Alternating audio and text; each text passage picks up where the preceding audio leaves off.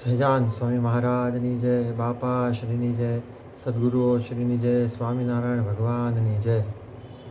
તીર્થધામ શ્રી અબજી બાપા શ્રીની છતેડી આયોજિત આજની આપણી આ સત્સંગ સભામાં ઉપસ્થિત સૌ મુક્તોને મારા દંડવત સહિત જય શ્રી સ્વામિનારાયણ. આજે વચનામૃત ગરડા પ્રથમનું 75મું લેવું છે.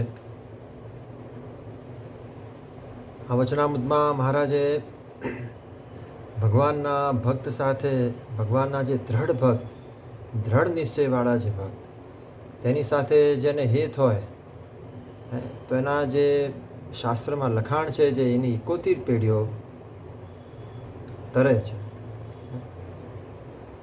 એ વાત આ વચનામૃતમાં કરી છે. પણ જેને ભગવાનની વિશે હિત હોય એના ઉપર મહારાજે ખૂબ ભાર મૂક્યો. અને સ્વાભાવિક રીતે ભગવાનના ભક્ત ને ભક્ત કેટેગરીમાં તો મહારાજે કહીએ ને, પ્રથમના 14મા વચનામૃતમાં મહારાજ કે ભગવાનના દાસ થયા તેને તો કાંઈ કરવું બાકી નથી, પણ ભગવાનના દાસ થવું તે ઘણું કઠણ છે. કે ભગવાનના જે દાસ હોય તેના શા લક્ષણ હોય? પહેલું લક્ષણ એમ કીધું કે દેહને પોતાનું રૂપ માને નહીં, અને ભગવાનની આજ્ઞામાં યથાર્થ રહે અને પોતાના સ્વામીને ભોગવે, એના પદાર્થ ના ભોગવે. અને મહારાજ કે હરિનો ભક્ત હોય, હરિનો દાસ હોય અને દેહ રૂપે વર્તે તો તેને પ્રાકૃત હરિભક્ત જાણ. એટલે જ પ્રથમના 49મા વચનામૃતમાં બ્રહ્માનંદ સ્વામીનો પ્રશ્ન કે ભગવાનના સ્વરૂપમાં વૃત્તિ રાખીએ છીએ, સુધી જોરાવરીએ કરીને રાખીએ છીએ ત્યારે રહે છે, અને જગતના પદાર્થમાં તો એની મેળે રહે છે. એમ અનાદિમુક્ત સદગુરુ શ્રી બ્રહ્માનંદ સ્વામીએ બીજાના સમાજ સ્નેહથી એ પ્રશ્ન પૂછી લીધો વચનામૃતમાં. એટલે મહારાજે એમ કીધું કે ભગવાનનો ભક્ત હોય તેને તો ભગવાનમાં વૃત્તિ સહેજે રહે, અને એને તો એમ રહે જે મારે જગતમાં વૃત્તિ રાખવી, જગતના પદાર્થમાં વ્યવહારમાં વૃત્તિ રાખવી ઘણી કઠણ પડશે. અને જેને ભગવાનના સ્વરૂપમાં વૃત્તિ ન રહે તે ભગવાનનો ભક્ત નહીં. સત્સંગમાં આવતા આવતા તે સંતનો સમાગમ કરીને જેમ છે એમ વાત સમજીને ભગવાનમાં વૃત્તિ રાખશે. એટલે રહસ્યાર્થમાં પ્રશ્ન છે કે અખંડ વૃત્તિ ન રાખી શકતો હોય પણ આજ્ઞા યથાર્થ પાડતો હોય તો ભક્ત કહેવાય કે નહીં? બાપાશ્રીએ ચોખવટ કરી કે ચાલો ચાલ ભક્ત કહેવાય, એકાંતિક ન કહેવાય. અને જે આજ્ઞા ન પાડે તે તો ગુણબુદ્ધિવાળો પ્રાકૃત કહેવાય, વિમુખ કહેવાય. ઘણી બધી જગ્યાએ આ વાત આવે છે. તો આ વચનામૃતમાં આમ તો લોયાના સુરાભક્ત, લોયાના જે વચનામૃત આપણે વાંચીએ એમાં સુરા ખાચરની વાત આવે. સુરાભક્તના દરબારમાં મહારાજે વચનામૃતોની વાત કરી છે. સુરા ખાચરનો પ્રશ્ન છે. આમ તો સુરા ખાચરના વચનામૃતમાં 2 પ્રશ્નો છે. એક તો આ પ્રથમના 75માં અને છેલ્લાના 28માં. એટલે સુરા ખાચરનો પ્રશ્ન છે કે જેના કુટુંબમાં ભગવાનનો દ્રઢ ભક્ત થાય એની 71 પેઢીઓ ઉધરે છે એમ શાસ્ત્રમાં કહ્યું છે. આપણે જાણીએ છીએ નરસિંહ મહેતાનું સુંદર પદ છે, વૈષ્ણવ જન તો તેને રે કહીએ, જે પીડ પરાઈ જાણે. માં છેલ્લે નરસિંહ મહેતાજીએ ગાયું છે કે ભણે નરસૈયો તેનું દર્શન કરતા કુળ 71 તાર્યા. એવા ભક્તના દર્શન કરતા કુળ 71 તાર્યા. એટલે મહારાજે ખૂબ સુંદર અહીંયા સ્પષ્ટતા કરી કે સુરા ખાચરે પ્રશ્ન પૂછ્યો કે 71 પેઢીઓ ઉધરે છે એમ કીધું છે, પણ એના કુટુંબમાં કેટલાક સંતના અને ભગવાનના દ્વેષી પણ હોય તો એ બધાનું કલ્યાણ કેવી રીતે થાય? એ કેવી રીતે ઉધરે એનું કલ્યાણ થાય છે? એવો પ્રશ્ન છે. એ બધાનું કલ્યાણ કેવી રીતે થાય? ભગવાનને સંતના દ્વેષી હોય, ભગવાનને સંત જોડે હિત રાખે તો કલ્યાણ થાય, પણ દ્વેષભાવવાળા પણ કુટુંબમાં તો હોય, કોઈ એવા હોય તો એનું કલ્યાણ કેવી રીતે છે? એટલે શ્રીજી મહારાજે સ્પષ્ટતા કરી કે કરદમ ઋષિનો દેવહૂતિએ પતિ બુદ્ધિએ પતિ ભાવે સંગ કર્યો, પણ કર્દમ ઋષિને વિશે હેત હતું તો દેવહૂતિનું કલ્યાણ કર્દમ ઋષિ જેવું જ થયું. અને મહારાજ કે માંધાતા રાજાની દીકરીઓ 50 હતી. તે સૌભ્રી ઋષિના રૂપને જોઈને એમનો સમાગમ કરતી, સૌભ્રી ઋષિના રૂપને જોઈને એમને વરીતી. તો પણ જો સૌભ્રી ઋષિની વિશે હેત હતું તો એ બધા એનું કલ્યાણ સૌભ્રી ઋષિના જેવું જ થયું. મુક્તાનંદ સ્વામીએ એ ધ્યાન ધર ધર્મના પુત્રનું એ જે કીર્તન છે આપણે સૌ જાણીએ છીએ. એનું બીજું પદ પ્રીત કર પ્રગટ ભર ભ્રમશું. એમાં ગાયું છે કે વ્રજતણી નાર કામ ભાવે વરી. કહેતા વ્રજની નાર, વૃંદાવનની નારીઓ, ગોપીઓ શ્રી કૃષ્ણ ભગવાનને કામ ભાવે વરીતી, છતાંય પણ એ બધાનું કલ્યાણ થયું. મહારાજે પ્રથમના 42માં કીધું છે કે શ્રી કૃષ્ણ ભગવાનને વિશે ગોપીઓને કામ ભાવે કરીને હેત હતું તો એ બધી નિર્ગુણ થઈને ભગવાનના ધામને પામી. પણ એવી રીતે મહારાજ કે આ જગતમાં જે સ્ત્રીઓ હોય એ પોતાના પતિને વિશે હેત કરે તો કે બધાનું એવું કલ્યાણ નથી થતું. કેમ? કારણ કે શ્રી કૃષ્ણ ભગવાન એવા નિર્ગુણ હતા, માટે એમને વિશે હેત થતું અને એમને વિશે એવા ભાવથી દ્રઢ હેત કર્યું તો એ પોતે નિર્ગુણ થયા અને ભગવાનના ધામને પામ્યા. એટલે આ મહારાજે ખૂબ સુંદર બેઝ સમજાવ્યો કે જેને વિશે હેત હોય એ પોતે જો નિર્ગુણ હોય તો પોતે પણ નિર્ગુણ થઈ જાય. આ વાતની દ્રઢતા મહારાજે ખૂબ કરાવી છે. વડતાલના પહેલા વચનામૃતમાં શોભારામ શાસ્ત્રીનો પ્રશ્ન છે કે મુમુક્ષુ જીવ હોય તે નિર્વિકલ્પ સમાધિ થાય, એકાંતિક થાય ત્યારે જ ભગવાનના નિર્ગુણ અક્ષરધામને પામે. પણ જેને નિર્વિકલ્પ સમાધિ ન થાય તેની શી ગતિ થાય? એટલે મહારાજ કે વિશ્વના સર્ગ વિસર્ગ રૂપ જે નવ લક્ષણ તેણે કરીને જાણ્યામાં આવે એવું જે શ્રી કૃષ્ણ ભગવાનનું સ્વરૂપ, તેને વિશે જે ભક્તની અચળમતી થઈ. પછી મહારાજે જે વચનામૃત ગોમતીજીને કાંઠે વડતાલમાં આંબા વૃક્ષ નીચે મહારાજે સભા કરી.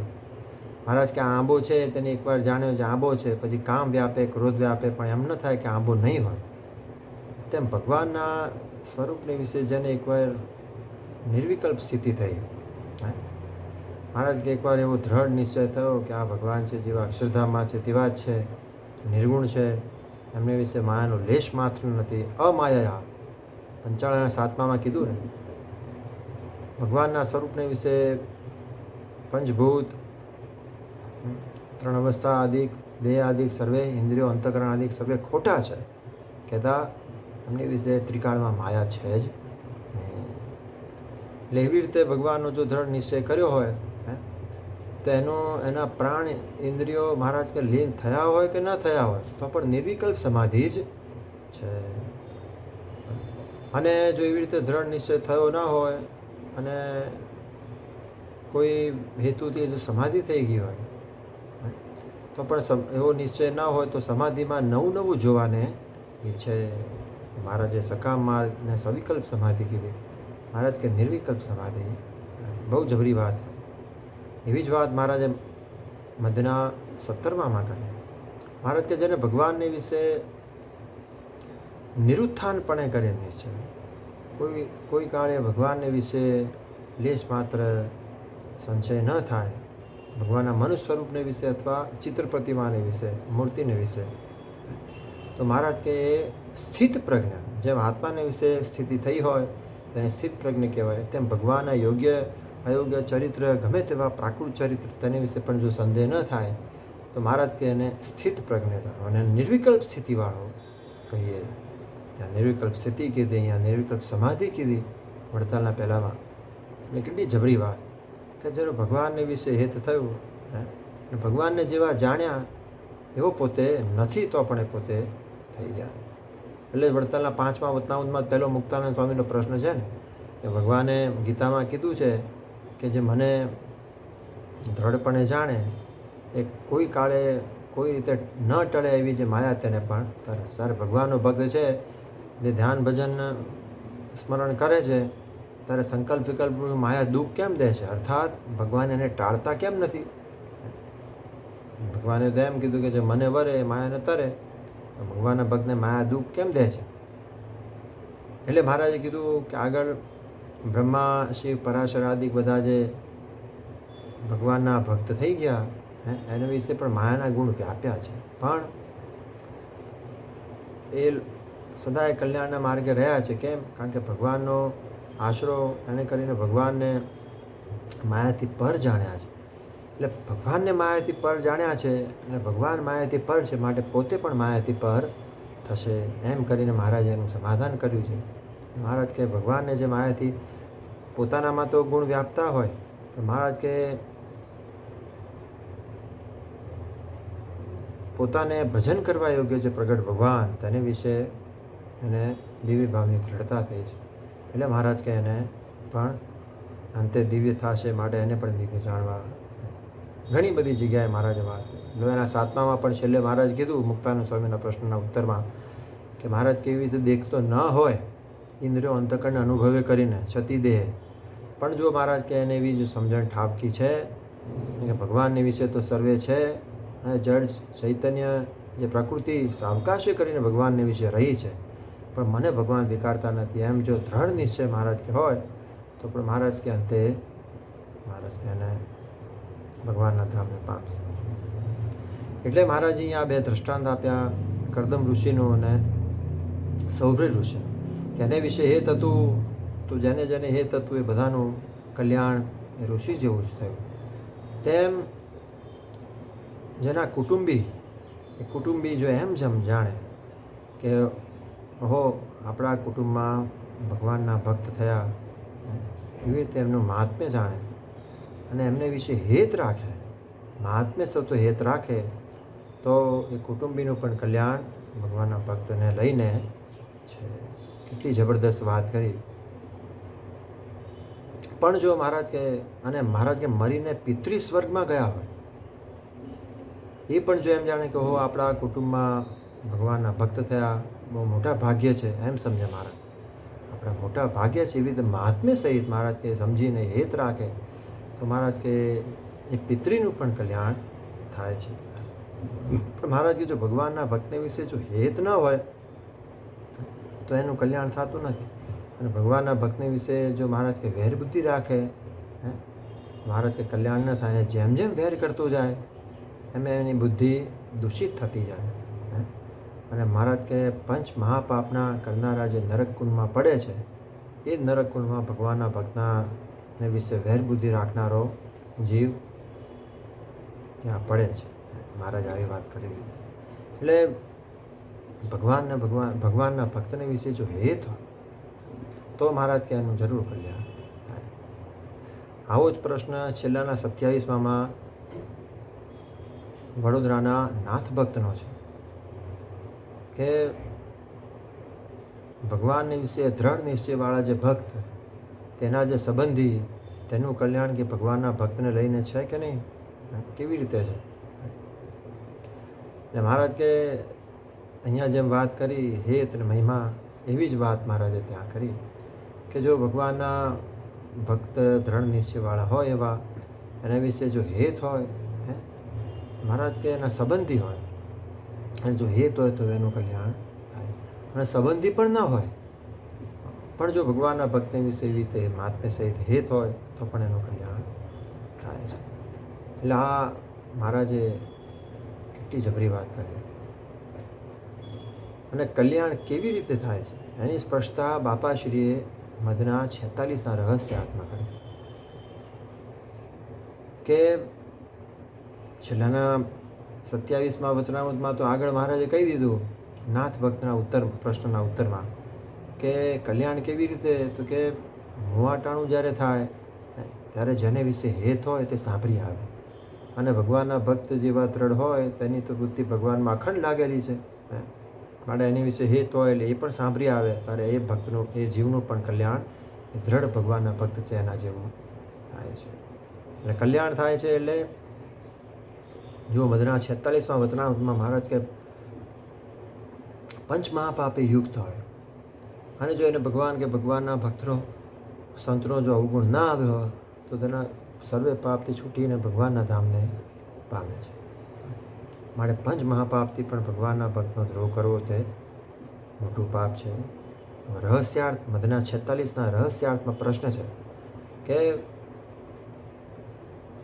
પંચ મહાપાપ પાપી હોય અને જો ભગવાન કે ભગવાનના સંતનો ભક્તનો અવગુણ ન લે તો તે ભગવાનના ધામને પામે છે. તે એને એ દેહ પામે છે કે બીજો જન્મ ધરવો પડે? આ બધી સ્પષ્ટતા કેમ થાય છે કે જે કલ્યાણ શબ્દ છે એની બાપાશ્રીએ સ્પષ્ટતા કરી છે કે અમુક તુજે મિનિમમ જોઈએ ધર્મ જ્ઞાન, બાકી જ્ઞાન વગર ભગવાનના મહારાજે કીધું ઋતે જ્ઞાનાન મુક્તિ, ભગવાનનું સાક્ષાત જ્ઞાન થાય તો કલ્યાણ થાય. અને મહારાજ કે ધર્મ ન પાળે, મહારાજ એને ચાંડાળ કીધો મધના 35માં. તો પછી ખાલી પંચ મહાપાપે યુક્ત હોય અને જો ભગવાનના ભક્તનો અવગુણ ન લે એનું કલ્યાણ થાય તો કેવી રીતે થાય? એની સ્પષ્ટતા બાપાશ્રીએ કરી, એની વાત આપણે કરીએ છીએ. એટલે બાપાશ્રીએ કીધું કે પંચ મહાપાપી હોય અને ભગવાનના ભક્તનો અવગુણ જો ન લે અને એને વિશે ગુણ આવે, બરાબર, તો એને મહારાજ સત્સંગમાં લાવે. આ બધી મારા બાપાશ્રી આ સ્પષ્ટતા કરે, સત્સંગમાં લાવે અને ભગવાનનું યથાર્થ જ્ઞાન થાય અને ધર્મ પાળે પછી ભગવાનના ધામમાં જાય. પછી બાપાશ્રીએ સ્પષ્ટતા કરી માટે કલ્યાણ થાય છે, ભગવાનના ધામને પામે છે તે આવી રીતે પામે છે, પણ યથાર્થ જ્ઞાન થયા વિના કલ્યાણ થતું નથી. અને ધર્મ પાળ્યા વિના મહારાજ બાપાશ્રીએ સ્પષ્ટતા કરી છે પ્રથમના 77માં, મધના 35માં કે ધર્મ ન પાળે એનું કલ્યાણ ન થાય, સિદ્ધાંત વાર્તા કીધી છે. એટલે આ રીતે સમન્વય કરીને બાપાશ્રીએ આ બધાની સ્પષ્ટતા કરી છે. પછી પ્રથમના 75માં બીજો પ્રશ્ન છે, નાજે ભક્તનો પ્રશ્ન છે કે ભગવાનના જે દ્રઢ નિશ્ચયવાળા ભક્ત હોય અને એકને તો નિશ્ચયમાં કચાશ જેવું હોય, ઉપરથી બે સરખા જણાતા હોય, તે કેમ ઓળખ્યામાં આવે, કેમ કળ્યામાં આવે? એટલે મહારાજે ખૂબ સુંદર સ્પષ્ટતા કરી કે દ્રઢ નિશ્ચય કોને કહીએ? તો કે જેને મહાત્મ્ય સહિત નિશ્ચય છે તેને દ્રઢ કહીએ, દ્રઢ નિશ્ચય કહીએ. મહારાજે તો પ્રથમના 72માં, વડતાલના 12માં, પ્રથમના 63માં મહારાજ કે જેને ભગવાનનો મહાત્મ્ય સહિત નિશ્ચય હોય, જેને પરિપક્વ નિશ્ચય હોય તેને કેવા ગાઢ થાય? મહારાજ કે એને એમ ભાસે કે મારું તો કલ્યાણ થઈ ચૂક્યું છે અને મારી જે વાત સાંભળશે, મારું દર્શન કરશે તેનું કલ્યાણ થશે. મારા કલ્યાણમાં શું સંશય છે? અને જે સાધન કરું છું તે ભગવાનની પ્રસન્નતાને અર્થે કરું છું. કેટલી જબરી વાત! કલ્યાણ થઈ ચૂક્યું છું એટલે સાધન ભગવાનની પ્રસન્નતાને અર્થે કરું છું, પણ હવે મારે કંઈ કરવાનું બાકી નથી. આ મુદ્દાની દ્રઢતા મહારાજે દ્રઢ નિશ્ચયવાળા ભક્ત માટે કરાવી છે. એટલે મહારાજ કે જેને દ્રઢ નિશ્ચય, તો દ્રઢ નિશ્ચયવાળાનું અંગ શું? તો કે મહાત્મ્ય છે. મહાત્મ્ય છે એનું અંગ શું પાછું? એની દ્રઢતા પાછી કરી. તો કે જેને મહારાજ કે જેને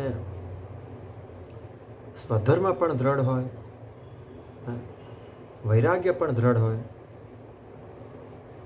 અને ભગવાનની વિશે ભક્તિ પણ અતિ દ્રઢ હોય અને ભગવાનનું જ્ઞાન એ દ્રઢ. મહારાજ કે આ ચારની જેમ છે એમ દ્રઢતા હોય તો મહારાજ કે મહાત્મ્ય સહિત નિશ્ચય કહેવાય. અને એમાંથી એક પણ ઓછું, એક વાનું ઓછું હોય તો મહારાજ કે મહાત્મ્ય, સંપૂર્ણ મહાત્મ્ય સહિત નિશ્ચય કહેવાય નહીં. મહારાજ કે આ રીતે ઓળખવાય. કેવી સરસ મહારાજે દ્રઢતા કરી. એટલે ધર્મ, જ્ઞાન, વૈરાગ્ય, ભક્તિ, કેટલી જબરદસ્ત વાત કરી. એની બાપાશ્રીએ રહસ્યાર્થમાં છણાવટ કરી છે કે દ્રઢ ભગવાનનું જ્ઞાન હોય, એ શું જ્ઞાન હોય? તો જ્ઞાનની પરાકાષ્ઠાની વાત કરી છે કે શ્રીજી મહારાજને અક્ષર અક્ષર થકી પર સમજે, અક્ષર અક્ષરને પોતાની શક્તિ જે શ્રીજી મહારાજના તેજ રૂપ અન્વય શક્તિ તેને કરીને ધરી રહ્યા છે અને સદા નિર્લેપ નિર્વિકાર અસંગી ભગવાનને જાણે, અને જે શક્તિ કરીને તેજરૂપ અન્વય શક્તિ કરીને ધરી રહ્યા છે તેના પણ શ્રીજી મહારાજને આધાર જાણે, તેના પણ કારણ જાણે, અને પોતાના બ્રહ્મરૂપ જે પોતાનો આત્મા તેને વિશે શ્રીજી મહારાજની મૂર્તિને દેખે. અંતઃકરણ વિશે દેખે એમ નથી કહેતું, પોતાના આત્માને વિશે શ્રીજી મહારાજની મૂર્તિ દેખે. એ જ્ઞાનનું સ્વરૂપ કીધું છે. ભગવાનને વિશે મહાત્મ્ય સહિત જે ઘણો સ્નેહ ની જે વાત કરી શિક્ષાપત્રીમાં, મહાત્મ્ય સહિત ભગવાનની વિશે હેત અને ભક્તિ કીધી, અને સ્વામિનારાયણ ભગવાન સિવાય બીજે કોઈ ઠેકાણે હેત, કોઈ ઠેકાણે વૃત્તિ ન જાય, બીજે બધે તે વૈરાગ્યનું સ્વરૂપ કીધું છે. અને ધર્મનું સ્વરૂપ સધર્મ એટલે એના બે પ્રકાર કહેતા, સ્થૂળ સૂક્ષ્મ દેહનો ધર્મ અને આત્માનો ધર્મ. સ્થૂળ સૂક્ષ્મ દેહના આજ્ઞા પાળે એ સ્થૂળ સૂક્ષ્મ દેહનો ધર્મ છે. સ્થૂળ દેહ કરીને વર્તમાન પાળે, સૂક્ષ્મ દેહમાં આજ્ઞા વિરુદ્ધ કે સંકલ્પ થવા દે નહીં. અને શ્રીજી મહારાજની મૂર્તિને આત્માને વિશે અખંડ ધારે તે આત્માનો ધર્મ છે. આવી રીતે આ ચારેના રૂપ બાપાશ્રીએ પ્રથમના 75ના રહસ્યામાં કર્યા છે. એટલે નાચે ભક્તનો જે પ્રશ્ન છે કે દ્રઢ નિશ્ચયવાળો હોય અને દ્રઢ નિશ્ચયવાળો ન હોય, તે ઉપરથી તો બે સરખા જણાતા હોય, એને કેમ ઘડીએ? આવો જ પ્રશ્ન જો નાજે ભક્તનો વડતાલના 5મા વજરામૃતમાં છે. નાજે ભક્તે પ્રશ્ન પૂછ્યો કે જેને ભગવાનનો દ્રઢ આશરો હોય અને બીજાને આશરામાં ખામી હોય, પણ ઉપરથી તો બે સરખા જણાતા હોય, તો એને કેમ કળ્યામાં આવે કે આને દ્રઢ આશરો છે અને આને નથી? એટલે મહારાજ કે જેને દ્રઢ આશરો હોય અને ગમે તેવા કઠણ દેશકાળાદિક આવે તો પણ મહારાજ કે એને સત્સંગમાંથી વૃત્તિ પાછી ન હટે, હરિભક્તના પીડામાં રહે. આ બહુ જબરી વાત કરી. જેને દ્રઢ આશરો હોય, અને જેને દ્રઢ આશરો ન હોય એ તો જ્યારે સત્સંગમાં અપમાન થાય કે ગમે તે થાય ત્યારે ગમે તેમ સત્સંગના પીડામાંથી માગ દઈને એકાંતમાં રહીને ભજન કરે, પણ એને સત્સંગના પીડામાં રહી શકાય નહીં. બહુ જબરી વાત મહારાજે કરી છે. એટલે મહારાજ કે એવી રીતે આશરો પણ ભગવાનના મહાત્મ્ય સહિત નિશ્ચય હોય, એવી રીતે આશરાના પણ 3 પ્રકાર છે, હરિભક્તના પણ 3 પ્રકાર છે. મહારાજ કેવી રીતે ભગવાનની વિશે જે આશરો તેના પણ ઉત્તમ મધ્યમ ને કનિષ્ઠ 3 પ્રકાર છે. એટલે મહારાજે કેવી જબરી વાત કરી દીધી કે ભગવાનના સ્વરૂપનો દ્રઢ નિશ્ચય. મહારાજે પ્રથમના 63મા વચનામૃતમાં છેલ્લે મહારાજ કે જેને અતિ દ્રઢ ભગવાનનો નિશ્ચય હોય તેનું મહારાજ કે લો થોડાકમાં લક્ષણ કહું છું. મહારાજે દ્રઢ નિશ્ચયની વાત તો ઘણી બધી જગ્યાએ કરી છે, આપણે સૌ જાણીએ છીએ. અહીંયા પ્રથમના 63માં મહારાજ કે જેને અતિ દ્રઢ નિશ્ચય હોય તેનું લો થોડાકમાં વાત. મહારાજ કે પોતે અત્યંત ત્યાગી હોય, પહેલું લક્ષણ મહારાજ કે પોતે અત્યંત ત્યાગી હોય અને એની પાસે ગમે તેટલી પ્રવૃત્તિ માર્ગની મહારાજ કે ક્રિયા કરાવીએ તો પણ રાજી થકો કરે, પણ મૂંઝાઈને ન કરે, પાછું મૂંઝાય નહીં. કેટલી જબરદસ્ત વાત કરી. ગમે તેટલી પ્રવૃત્તિ માર્ગ મહારાજે વડતાલના 17મા વચનામૃતમાં કીધું, એક ત્યાગી તો નિવૃત્તિ ધર્મવાળા છે. અને મહારાજ કે નિવૃત્તિ ધર્મવાળા છે એટલે વનના મૃગલાની પેઠે એકલા ફરતા રહે અને કોઈ બંધન પણ ન કરે, કશું બંધન થાય. અને બીજા એક ત્યાગી છે તે પ્રવૃત્તિ ધર્મવાળા છે, અને જે પ્રવૃત્તિમાં નિવૃત્તિ ધર્મવાળા છે પણ જે પ્રવૃત્તિ કરીને કામાદિક જે શત્રુઓ છે, દોષ છે, તેની ઉત્પત્તિ થાય એવી પ્રવૃત્તિમાં રહે છે. તો મહારાજ કે એવા ત્યાગીને એ પ્રવૃત્તિ માર્ગમાં રહેવું ઘટે કે ન ઘટે? અને જો પ્રવૃત્તિ માર્ગમાં રહેવું રહે તો કેવી રીતે નિર્લેપ રહેવાય? પછી પાછું મહારાજે પોતે પ્રશ્ન પૂછ્યો અને એમ કહીએ કે પ્રવૃત્તિ માર્ગમાં રહે ભગવાનની આજ્ઞાએ કરીને તો પણ એને પછી બંધન ન થાય. તો મહારાજ કે એમાં એક પ્રશ્ન છે કે જો પ્રવૃત્તિ માર્ગમાં ભગવાનની આજ્ઞાએ કરીને બંધન ન થાય એવું જો હોય તો ભગવાનની આજ્ઞાએ કરીને શું ભાંગ પીએ તો શું ગાંડો ન થાય? જરૂર થાય. માટે ભગવાન એવા ત્યાગી જે ભક્ત છે તેને પ્રવૃત્તિ માર્ગમાં કેવી રીતે રહેવું? એટલે મહારાજે સ્પષ્ટતા કરી કે એવા જે નિવૃત્તિ માર્ગવાળા ત્યાગી હોય તે તો આત્મનિષ્ઠાવાળા છે, કેવળ આત્મજ્ઞાની, કેવળ મહારાજ કે નિવૃત્તિ માર્ગવાળા છે.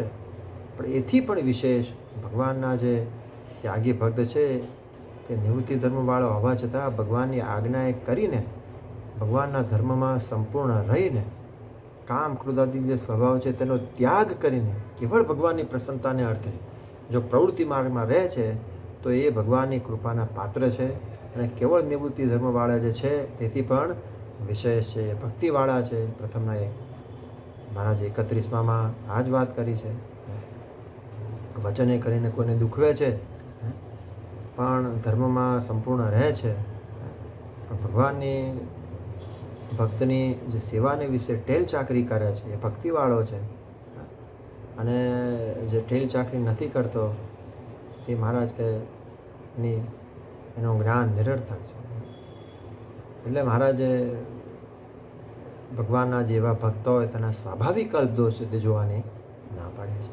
એટલે અહીંયા પ્રથમના 63માં કહી દીધું કે અત્યંત ત્યાગી હોય, પોતે અત્યંત ત્યાગી હોય અને ગમે તેવી પ્રવૃત્તિ માર્ગની ક્રિયા કરાવીએ તો પોતે મૂંઝાય નહીં, રાજી થકો કરે. મહારાજે કેટલી જબરદસ્ત વાત કરી. કારણ કે મહારાજે છેલ્લાના 35માં સુખ સ્વામીનો પ્રશ્ન છે કે ભગવાનને ભગવાનના ભક્તનો જેને દ્રઢ આશ્રય હોય એ આશ્રય ગમે તેટલા દેશ કાળાદિકનું વિષમપણું થાય તો પણ ડગે નહીં. એવો મહારાજ કે એને એવો એના મનનો અભિપ્રાય ને દેહનો આચાર તે કેવો હોય તે કહો. એવી એની શી સમજણ છે જેણે કરીને એ આશરો ટળે. મહારાજ કે એક તો જેને ભગવાનની જ મોટપ, ભગવાન થકી બીજું કાંઈ વસ્તુ અધિક જાણતો ના હોય, એક તો આવી સમજણ, ભગવાન થકી બીજું કાંઈ અધિક જાણતો કોઈ બીજી મોટપ જ ન હોય. છેલ્લા 13માં કીધું ને મહારાજ કે એક તો ભગવાનની એવી મોટપ જાણીએ છીએ, એકાંતિક ભક્તની સમજણની મહારાજે વાત કરી. એણે કરીને મહારાજ કે મોટા મોટા રાજાની જે રાજલક્ષ્મી, ધન અને રાજલક્ષ્મી તેને જોઈને મહારાજ કે લેશ માત્ર પણ એમાં મહારાજ કે વૃત્તિ જાતિ લેશ માત્ર પણ એમાં એ થતું નથી. એટલે મહારાજે આ મુખ્યપણું કહી દીધું કે ગમે તેવો ત્યાગી હોય પણ ગમે તેવી પ્રવૃત્તિ માર્ગની પ્રવૃત્તિ કરાવીએ તો પણ મૂંઝાય નહીં. એટલે છેલ્લાના 35માં શુક સ્વામીના પ્રશ્નમાં મહારાજ કે એક તો ભગવાનની મોટપ જાણતો હોય અને બીજી એ વાત કરી કે પોતાની પ્રકૃતિને મરોડે તો જે મૂંઝવાય નહીં અને કચવાય નહીં. આ બે શબ્દ મહારાજે વાપર્યા.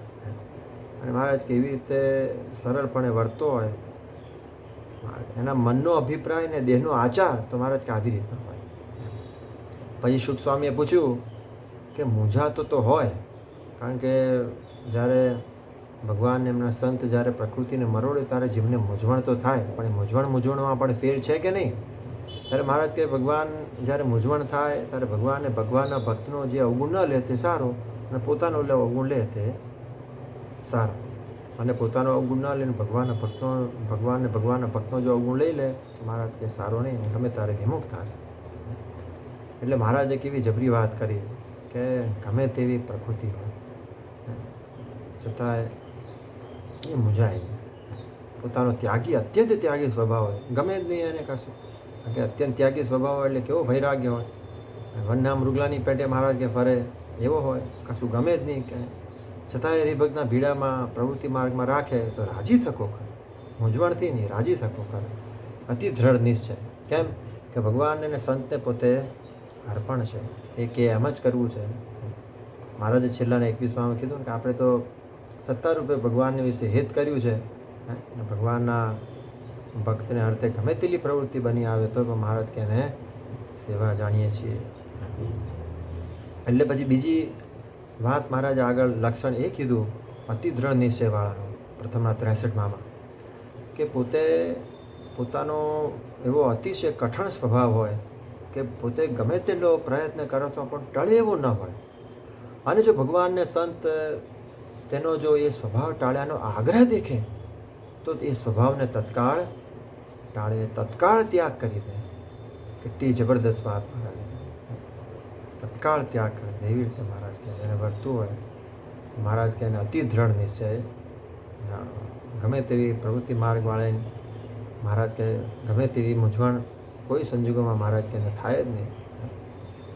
અને મહારાજ કે પોતાનો ત્યાગી સ્વભાવ હોય પોતાના વર્તમાનમાં કંઈ ત્રીજું લક્ષણ કીધું વર્તમાનમાં કંઈ ઠેકાણા જેવું ન જણાતું હોય છતાં પણ ભગવાનના સંતની વિશે અતિ હેત હોય ભગવાનના જે કથા કીર્તન એના વિશે પણ અતિ હેત હોય એના વગર રહેવાય નહીં મહારાજ કે એવા આવા દ્રઢ નિશ્ચયવાળાના જે અંગ જે લક્ષણ કીધા એવા નિશ્ચયવાળાને મહારાજ કે ભૂંડા પ્રારબ્ધ કરીને કાંઈક વર્તમાન કાળમાં કાંઈ ફેર જેવું જણાતું હોય થઈ જાય તો પણ તેનું અકલ્યાણ ન થાય. મહારાજ કે એને પ્રાયશ્ચિતે કરીને પણ મહારાજ કે એને આ જન્મે એનું કલ્યાણ નક્કી છે. એટલે આ વચનામૃતમાં પણ મહારાજે દ્રઢ નિશ્ચયવાળાનું કહેતા દ્રઢ આશરાનું મહારાજે લક્ષણ કહી દીધું કે જેને દ્રઢ નિશ્ચય હોય અને મહાત્મ્ય સહિત દ્રઢ નિશ્ચય હોય તે જ દ્રઢ નિશ્ચય છે. અને મહાત્મ્ય શું તો કે ધર્મ જ્ઞાન વૈરાગ્ય ભક્તિ એ ચારે સિદ્ધ થયેલા હોય એને સહિત મહારાજ કે જે હોય એ દ્રઢ નિશ્ચયવાળો કહેવાય ને એમાંથી એકેવાનું મહારાજ કે જો ઓછું હોય તો એ દ્રઢ નિશ્ચય ન કહેવાય કહેતા એમાં થોડી ખામી છે. આવી રીતે આ પ્રથમના 75મા વચનામૃતની મહારાજે વાત કરી અને બાપાશ્રી એની જે સ્પષ્ટતા બીજા જુદા જુદા વચનામૃતોમાં જે કરી છે એને આપણે આ વાત કરી અને આપણે વાગોળી શ્રીજી મહારાજને અનંત મુક્તોની પ્રસન્નતાને અર્થે.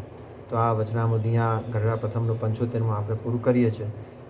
શ્રીજી મહારાજ બાપા શ્રી અનંત મુક્તોના ચરણોમાં એ જ પ્રાર્થના કે આ જે બધા લક્ષણ કીધા છે મારે માટે છે તો એની દ્રઢતા સદાય જેમ થયા કરે એ જ મોટા મુક્તોના ચરણોમાં અને આ દિવ્ય સભાના ચરણોમાં પ્રાર્થના.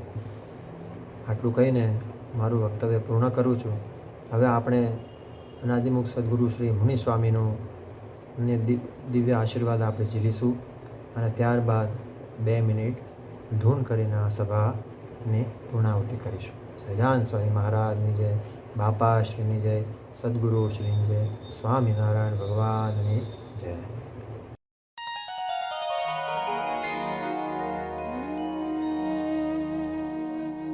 ભગવાન સાંઈ ભગવાન સાંઈ રોટલા વાગી ખાતા વગડામાં ફર્યા રહેતા પણ એ મોટા હતા મુખ્ય માર્ગમાં. ને આ માયાના માર્ગ નતો માયાનું સુખ વેચ્યું નતું એ માર્ગના મોટા હતા. 2 માર્ગ છે એક મોક્ષનો અને એક કાર્યક્રમ. આ કાર્યક્રમ વ્યવહારિક કર્મ છે. નિશાળમાં ધોરણો ખોટકા ધોરણ હોય છે ને કોઈ આ ડાક્ટરની બેન લે કોઈ કારખાનાની લે છે એમ આપણે બેન મહારાજની મૂર્તિના સુખની બેન લીધી છે. અને કેટલાક વળી દેવતા થવાની બેન છે બ્રહ્મા જેવા છે જેવા થવાની એ બેન ખોટી છે એ ન લીધી આપણે તો મહારાજની મૂર્તિને સુખે સુખ થવાય એ રસ્તો ખરો સુખદાય છે. અને સુખ પણ મહારાજ કે મૂર્તિમાં છે. બીજો તો બીજી વાણી ઉડે છે એમ બાપાએ કીધું. મારા બાપા કે આ તો તમે સાસા ગોઠીલા કરો છો. જો તમે જાણી અમે દક્ષિણ આવ્યા હાલીને અને આવી તપવર્ત કરીએ છીએ માળાની ફેરવીએ છીએ ધ્યાન કરીએ છીએ એ તો તમારું સાસા ગોઠીલા કરે એટલે કે આ મૂર્તિ મળી જાય નક્ષત્રમાં પહોંચે એવું નથી. પણ આજ મહારાજના સંકલ્પથી એમને જીવના મોક્ષ કરવા આવ્યા છે. જે જો અમારું માનશો અમારામાં જોડાશો તો તે મહારાજની મૂર્તિના સુખ વક્તા કરી દઈશું. મૂર્તિમાં લઈ જઈ જયારે એ સુખ આવશે એ સુખ બતાવશો ત્યારે બીજું સુખ નજરમાં નહીં આવે. મૂર્તિના સુખ આગળ મારી સુખ તો કાળ વિસ્તાર જેવું થઈ જાય છે. અને ઈશ્વર કોટીના મોટા મોટા સુખ છે એ પણ ઝાંઝવાના જળ જેવા ખોટા થઈ જાય છે. અને બ્રહ્મકોટી ને અક્ષરકોટી ના સુખ એ નજરમાં નથી આવતા. જો એવું મૂર્તિનું અપાર સુખ છે. મૂર્તિના સુખ આગળ તો મુક્ત કોટીનું સુખ શું બાબા કહેજો. અને ધામનું સુખ શું ખરા મૂર્તિના સુખ વક્તા મુક્તો છે ને એ ધામ હામી નથી જોતા બીજા મુક્ત હામી નથી જોતા. એ મૂર્તિમાં સબલી કરવું